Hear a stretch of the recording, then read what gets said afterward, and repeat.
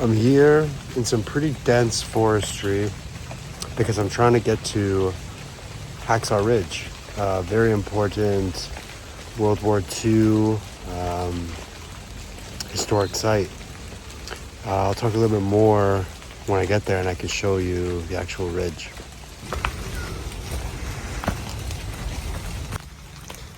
Yeah, I don't think I'll be going down there. You can't see it very well because I'm on top of it, but down there, this whole elevated, steep hill that rolls into a cliff is Hacksaw Ridge. So, what is so special about Hacksaw Ridge? The Japanese used this to cause as many American fatalities as possible, essentially. It's very high up. Let me check exactly how high. Some of the cliffs are up to 400 feet of just straight vertical. And the Americans used cargo nets to scale these, essentially. There's a movie based off this. Doss, the main character played by Andrew Garfield, notoriously, or heroically, I suppose, didn't carry a weapon. He saved, I think it's 70 to 80 lives during this battle alone.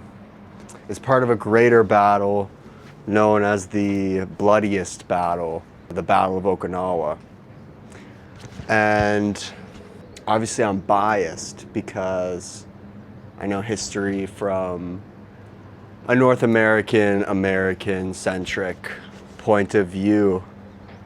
On one hand, the Japanese fought extremely hard with an unmatched level of discipline. This war had some of the highest rates of civilian casualties of World War II. And it's in Japan, like these are not civilians on both sides dying, like it was really bad.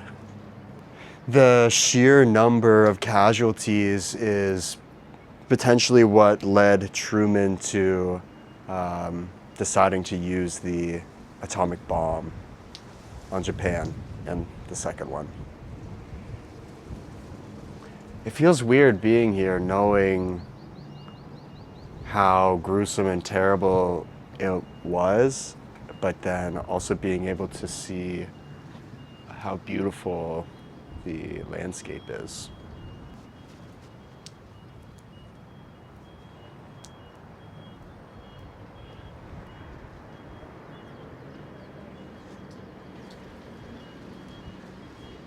I made it down part of the north escarpment, and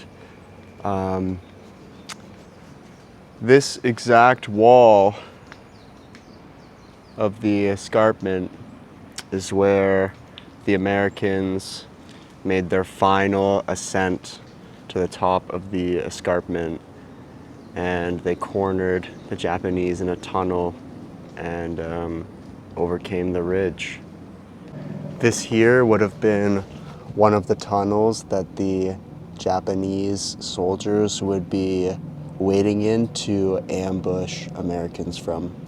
Yeah, it's one of the most gruesome, gritty battles of all time. Today is my last day in Japan, last day on Okinawa, and it's finally sunny out. So I'm gonna go sit on the beach for like maybe an hour, and then I gotta go to the airport because we are flying to Da Nang, Vietnam. I have a layover in Hong Kong for a couple hours, so that'll be cool. One of my good friends is actually from Hong Kong. I won't get to see him, but yeah, should be cool.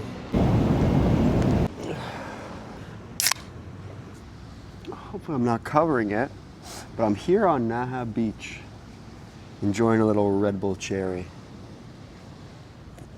This is exactly what I wanted to do for the past 3 or 4 days, but it's just been pouring rain. But the sun is out,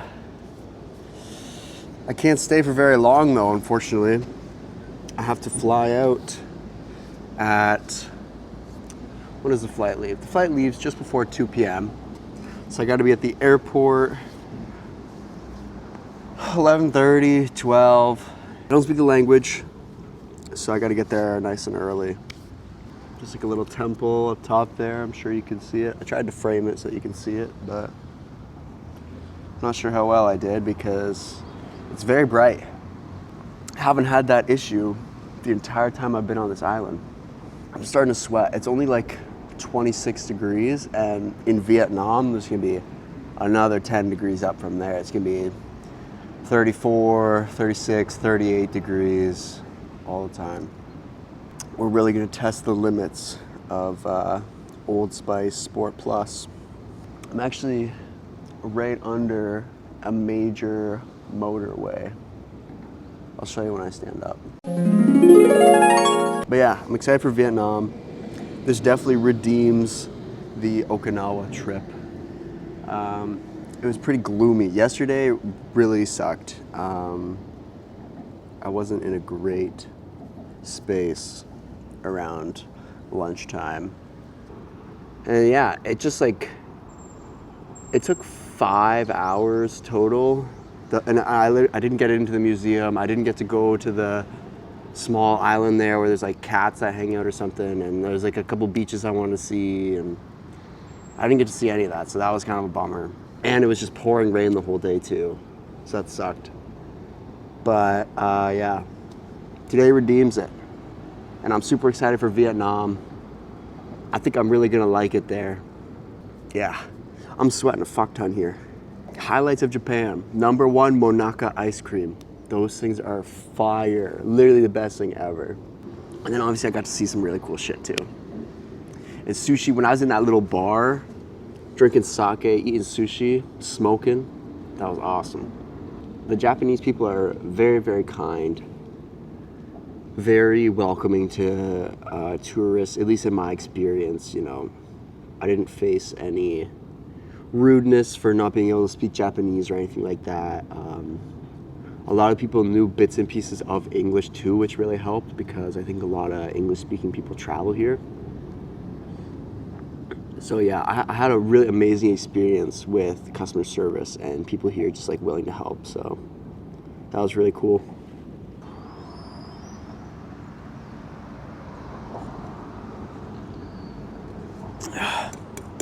Okay, Red Bull's empty.